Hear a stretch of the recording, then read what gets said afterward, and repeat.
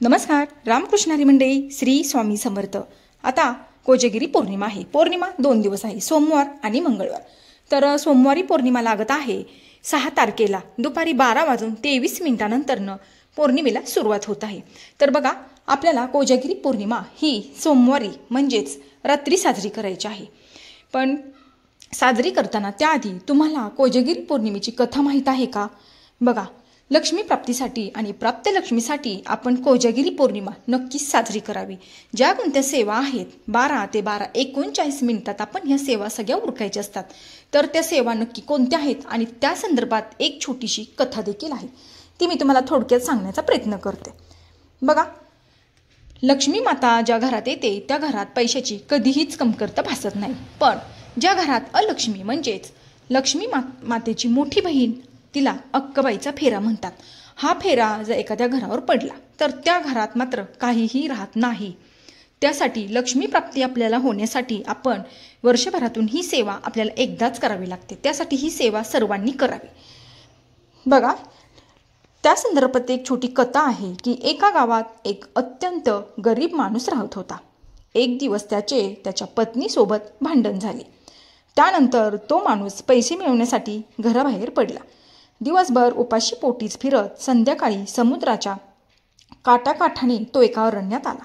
तिथे त्याला 3 नागकन्या दिसल्या. त्या विचार करत होत्या, चिंतेत होत्या. त्यांना सोंगट्या घेण्यासाठी एका 4थ्या गड्याची गरज होती. त्या माणसाला पाहिल्याबरोबर त्या नागकन्यांना आनंद झाला. त्यांनी त्याला खेळायला बोलवले. दिवसभराच्या भटकंतीने तो थकला होता.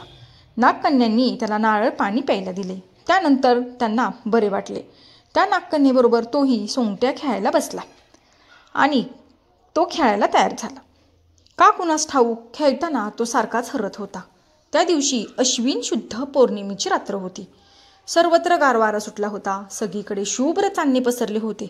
इतक्यात अक्काबाईचा फेरा आला. लक्ष्मी देवी आली.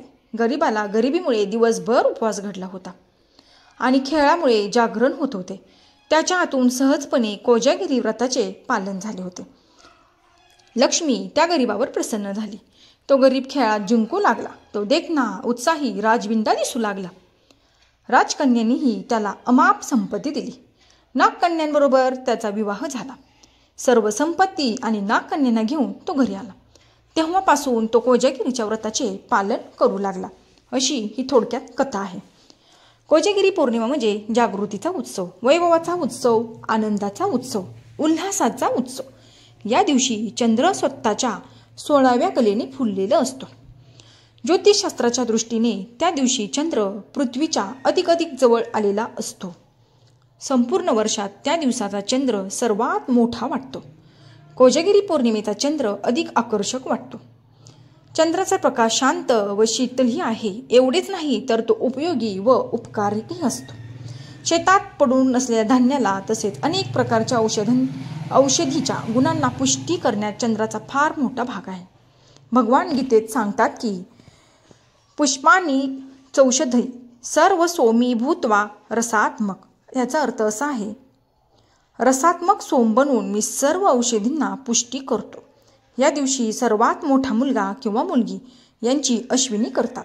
सकाळी रांगोळी घालून मुलामुलींना सुवासिक तेल लावून स्नान घातले जातात. भोजनासाठी गोड पदार्थ करतात. संध्याकाळी देवाला चंद्राला औक्षण करतात.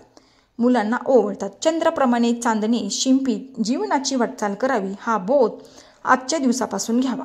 विशुद्ध मनाने आणि निर्मळ अंतकरणाने जो या उत्सव निमित्ताने महाराजांच्या सेवेची वाटचाल करतो, स्वामी महाराजांची सेवा करत असेल तर त्याला काहीही कमी पडणार नाही. त्यासाठी बघा, लक्ष्मी प्राप्तीसाठी या दिवशी ही सेवा नक्की करावी. आता बघा, लक्ष्मी म्हणजे नक्की कोण? तर बघा, लक्ष्मी म्हणजे लक्ष्मी प्राप्तीचा कार्यक्रम. लक्ष्मी म्हणजे श्री, शोभा.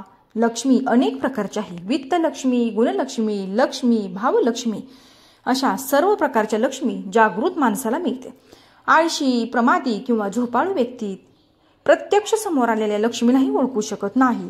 देवी महालक्ष्मी ही परम दयाळू आहे, कृपाळू आहे.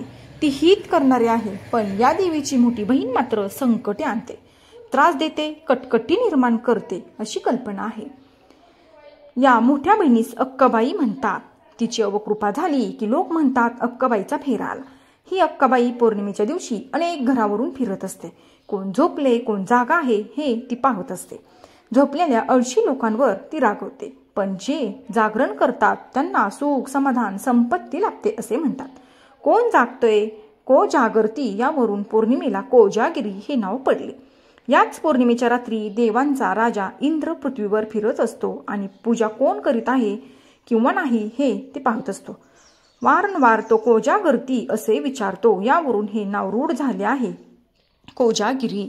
तर हा होता छोटासा व्हिडिओ. आवडल्यास लाईक शेअर आणि सबस्क्राईब करा. तोपर्यंत तुम्हा सर्वांना श्री स्वामी समर्थ.